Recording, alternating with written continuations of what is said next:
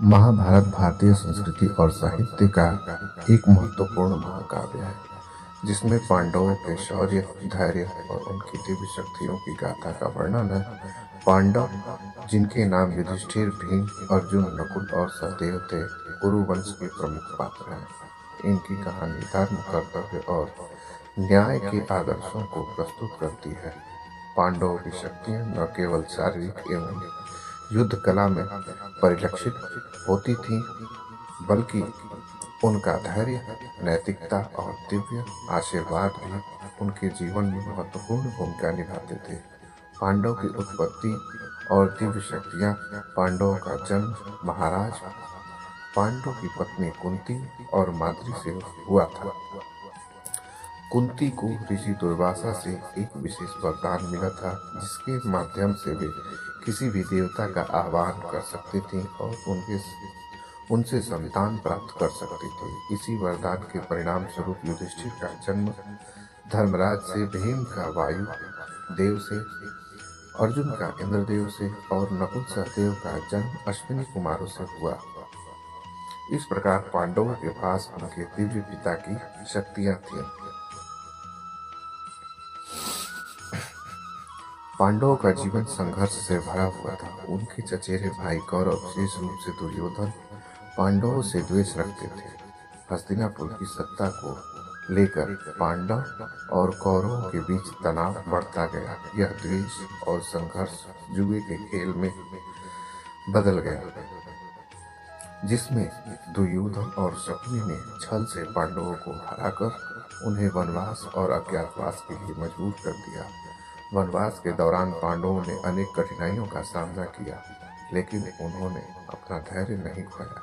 इस अवधि में भीम ने हिडिंबा का वध किया और हिडिंबा से विवाह किया, जिससे घटोत्कच का जन्म हुआ।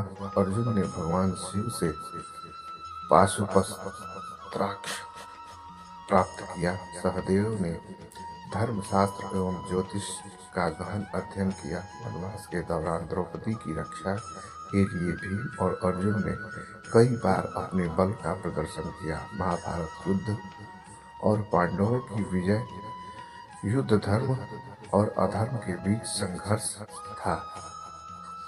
इसमें पांडवों की विजय उनके साहस, धैर्य और भगवान श्री कृष्ण के मार्गदर्शन से संभव हुई। श्री कृष्ण का मार्गदर्शन। भगवान ने अर्जुन को गीता का उपदेश देकर धर्म, कर्म और आत्मा का महत्व समझाया। अर्जुन की मानसिक शंका का समाधान करते हुए उन्होंने उसे युद्ध के लिए प्रेरित किया। पांडवों के पास अनेक दिव्य अस्त्र थे, जिनका प्रयोग उन्होंने युद्ध में कुशलता से किया। अर्जुन का गांडीव धनुष, भीम का गदा और युधिष्ठिर की सत्यनिष्ठा ने युद्ध को पांडवों के पक्ष में मोड़ दिया।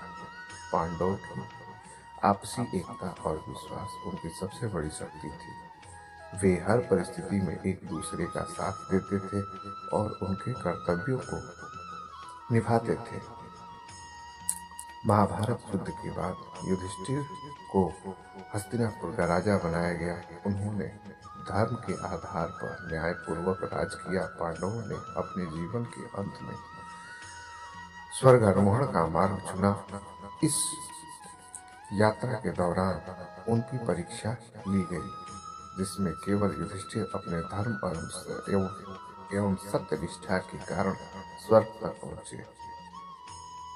इस कहानी का निष्कर्ष यह निकलता है कि पांडव हमें सिखाते हैं कि सत्य, धर्म और कर्तव्य पालन से बड़ी कोई शक्ति नहीं होती।